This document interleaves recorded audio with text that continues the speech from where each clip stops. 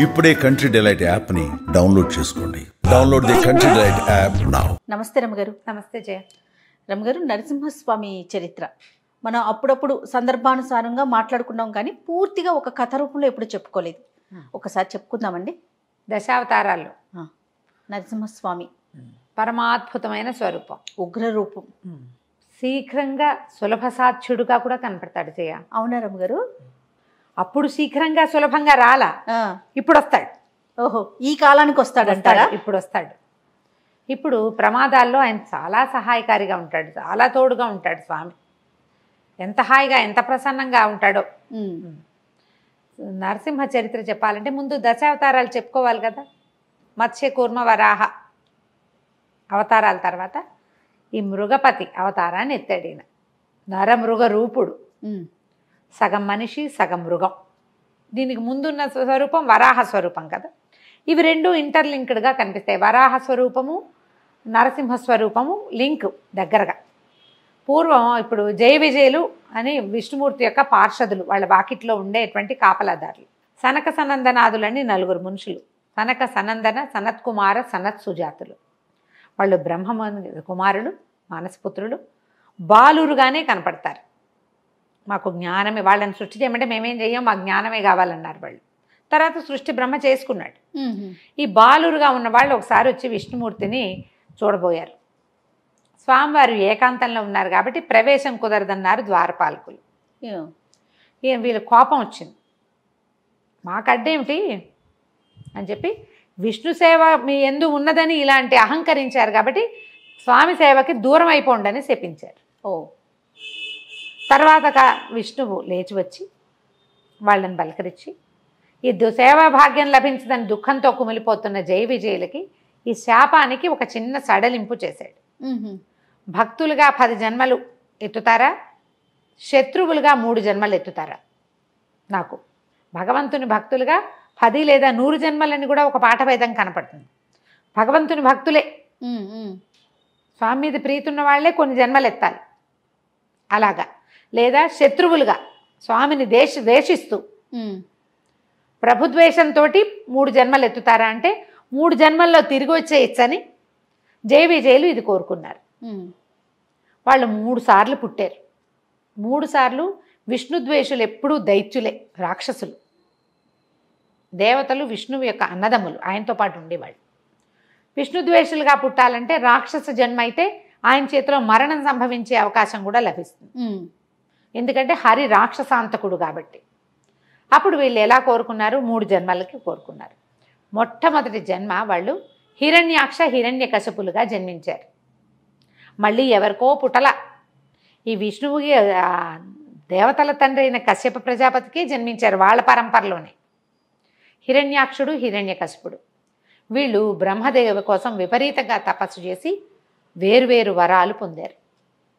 పొంది విపరీతమైన వరగర్వంతో ముందు హిరణ్యాక్షుడు అతను ఏం చేశాడు? భూదేవిని ముంచేశాడు, సముద్రంలోకి పట్టుకెళ్ళి పడేసేసాడు. ఆమె నన్ను ఉద్ధరించండి ప్రభు అని కేకలు పెడితే ఈ నీటిలోకి వెళ్ళగలిగే జంతు స్వరూపాన్ని ఎత్తి విష్ణువు హిరణ్యాక్షుడిని సంహరించి భూమాతని భూదేవిని పైకి తీసుకొచ్చాడు. అదే ఆదివరాహ స్వరూపం. ఆ ఆదివరాహ స్వరూపాన్ని ఆశ్రయిస్తే భూ సంబంధమైన సమస్యలు తొలుగుతాయని చెప్తారు వరాహస్వామి. తర్వాత ఎప్పుడైతే హిరణ్యాక్షుడు చనిపోయాడో ఈ హిరణ్యాక్షుడిని చంపినటువంటి హరి మీద పగ తీర్చుకోవడం కోసం హిరణ్యకశిపుడు ఇంకా తపస్సు చేశాడు, ఎంతో తపస్సు బ్రహ్మ కోసం.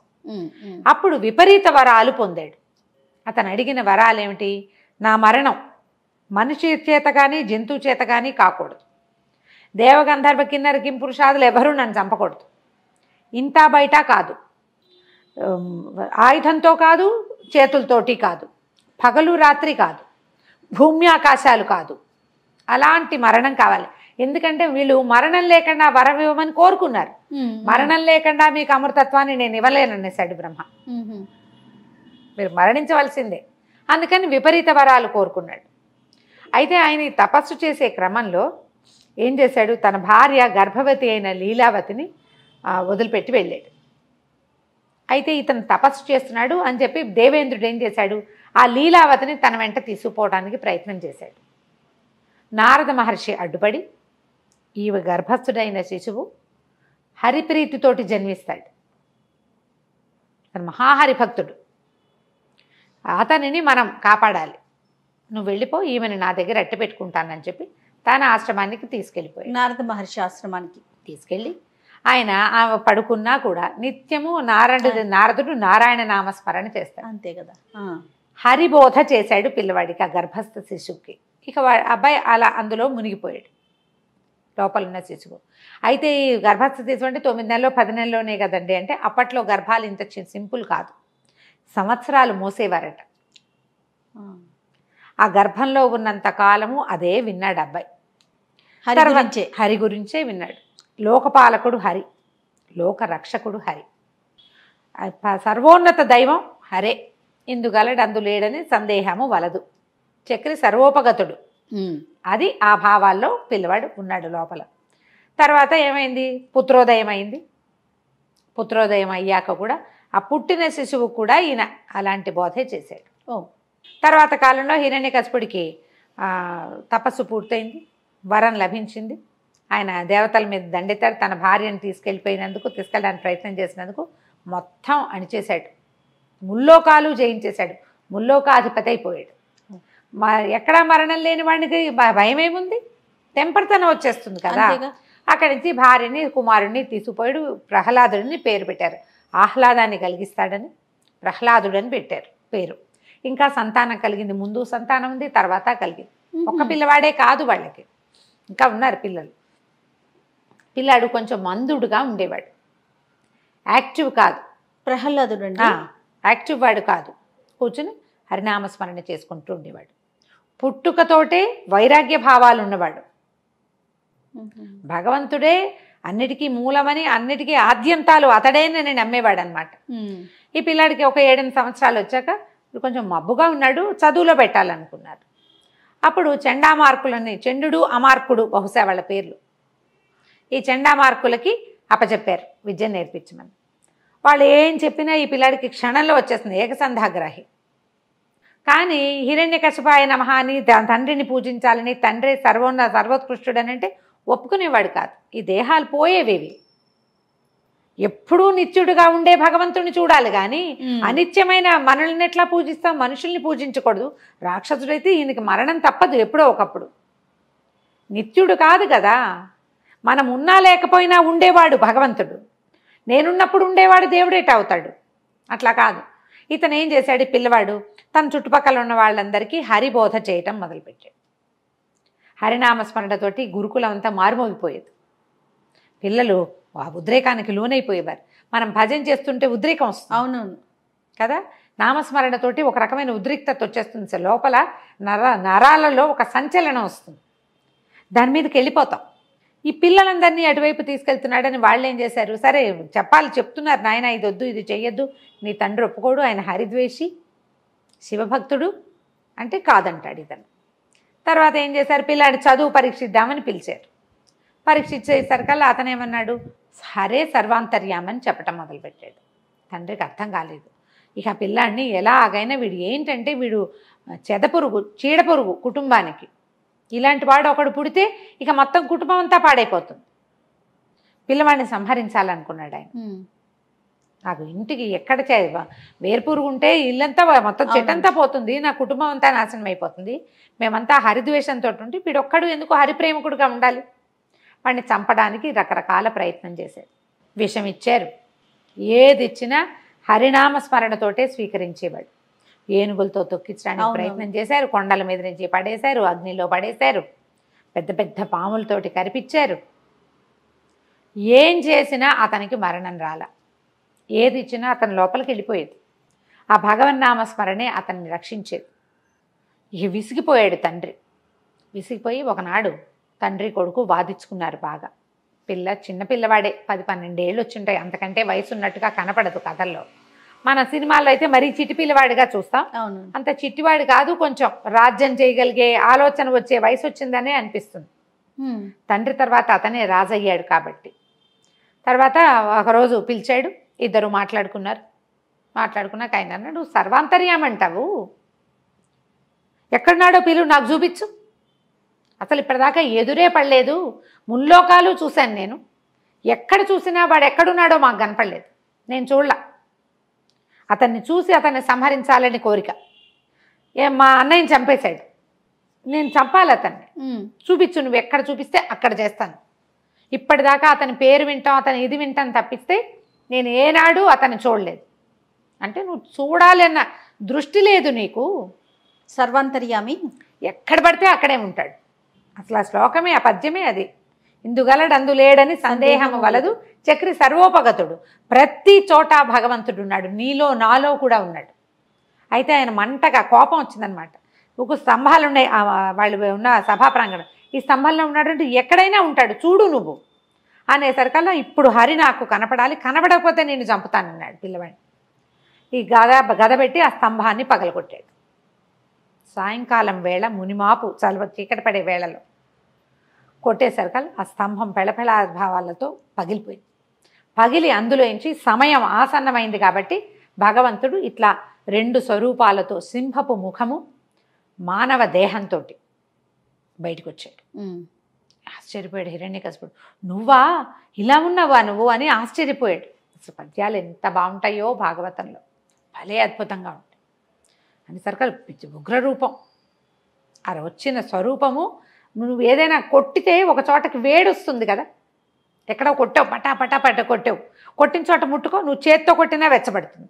ఒక గంట మనం ఒక చోట కూర్చుంటే మనం కూర్చుని నేలే వెచ్చబడుతుంది. బాగా చెప్పారు కదా. అవునండి. ఈ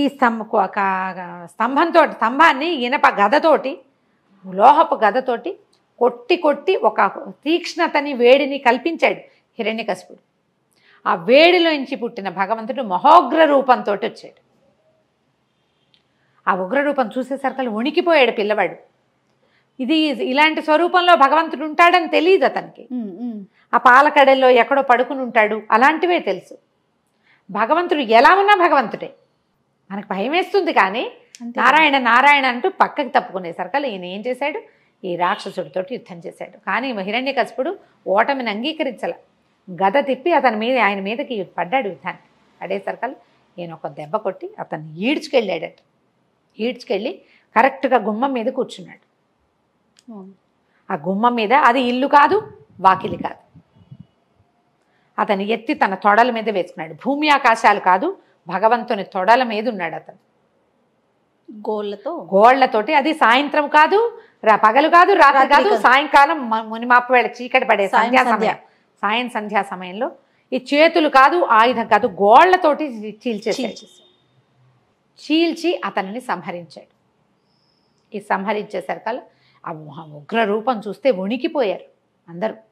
ప్రపంచం చాలా స్తంభించిపోయినట్టు అయిపోయింది. మొత్తం దేవతలంతా దిగి వచ్చేసారట. ఆయన్ని శాంతింప చేయలేపారు. ఆయన ఎంత ఉగ్రంగా ఉన్నాడంటే, ఆహారం తీసుకునే వేళ సింహం ఎలా ఉంటుంది, భక్షించాడని చెప్పం, గోళ్లతోటి చీల్చి సంహరించాడు. అవును అవును. అయితే వాళ్ళు ఏం చేశారు, బ్రహ్మాది దేవతలంతా వచ్చేసారు. లక్ష్మీదేవి కూడా వచ్చిన ఆయన శాంతించాల. ప్రహ్లాదుడి కోసమే వచ్చాడు కాబట్టి అతని ముఖం చూస్తే శాంతిస్తాడని అతన్నే ముందుకు నెట్టి అతనితోటే ప్రార్థన చేయించారు. ఉగ్రత తగ్గిన స్వామి అక్కడ నిలబడల. ఆ విచిత్ర స్వరూపంతో ఆయన బయటికి వెళ్ళిపోయాడు. ఎప్పటికో శాంతించాడని చెప్తారు. అలా వెళ్ళిన ఆయన సింహం ఎందులోకి వెళ్తుంది, అడవుల్లోకి, కొండల మీదకి వెళ్ళిపోతుంది. అట్లా మొత్తం ఆయన సంచరించిన భూభాగాలన్నిట్లలోనూ ఒక్కొక్క దేవాలయం నిర్మించబడిందని చెప్తారు. అట్లా ఆయన సంచరించిన ప్రాంతం బయటికి వెళ్ళిపోయి సంచరించాడు. ఎక్కడెక్కడ ఆయన ఆగాడో వెళ్ళిపోయాడు. ఎక్కడ ఆగాడో అక్కడ ఒక ప్రత్యేకమైన దేవాలయం, ప్రత్యేకమైన కథ వచ్చింది. సింహాచలం కాదు, మనకి అహోబిలం. ఆ అహోబిలంలో ఆయన అసలు అదే జరిగిందే అహోబిలంలో ఉంటారు. అహోబిలం మనం కొండ మీదకి పైకి వెళ్తుంటే ఒక పెద్ద ఇది కనపడుతుంది, సభాభవనం అంతా పగిలిపోయి ముక్కలుగా. అసలు అదే హిరణ్యకశిపుడి భవనం అని చెప్తారు. ఎంత పెద్ద పెద్ద కట్టడాలుగా కనిపిస్తుంది. పైన ఉక్కు స్తంభం అనే ఒక స్తంభం ఉంది, ఉగ్ర స్తంభం. ఆ స్తంభం నుంచే స్వామి ఆవిర్భవించాడని కూడా చెప్పబడుతుంది. అహోబిలంలోనే ఈ కథ జరిగిందంటారు.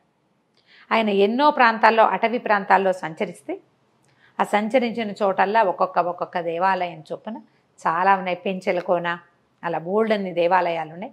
ఒకసారి నరసింహ క్షేత్రాలన్నీ లైన్గా చెప్పుకుందాం. తప్పకుండా అండి. అక్కడి నుంచి ఏమైంది, లక్ష్మీదేవి శాంతించలేదు, ఆయన ఉగ్ర రూపంతో తిరుగుతున్నాడు. ఆయన్ని శాంతింపజేయాలి, మళ్ళీ వైకుంఠ ప్రవేశం చేయించాలి. అప్పుడు లక్ష్మీదేవిలో ఉన్నటువంటి సాత్విక కళని, ఆమెలో ఒక రాజసిక కళ కూడా ఉంది, కోపం, ఆమె తొందరగా కోపం వస్తుంది ఆవిడికి కదా, కదిలి వెళ్ళిపోతుంది. ఆమెలో సాత్విక కళ ఉంది. ఆ సాత్విక కళని చెంచులక్ష్మి రూపంలో జన్మింపజేశారని, ఒక చిన్న బాలిక రూపంలో ఆ సాత్విక కళకి ఆకర్షితుడై ఆయనలో ఉన్న ఉగ్రం తగ్గిపోయిందని చెప్తారు.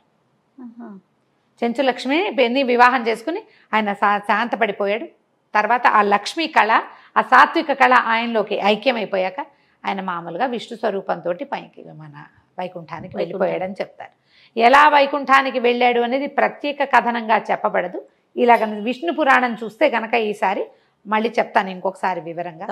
ఈ ప్రహ్లాదుడి కోసమే ఇలాంటి స్వరూపాన్ని చూపించాడు ప్రపంచానికి.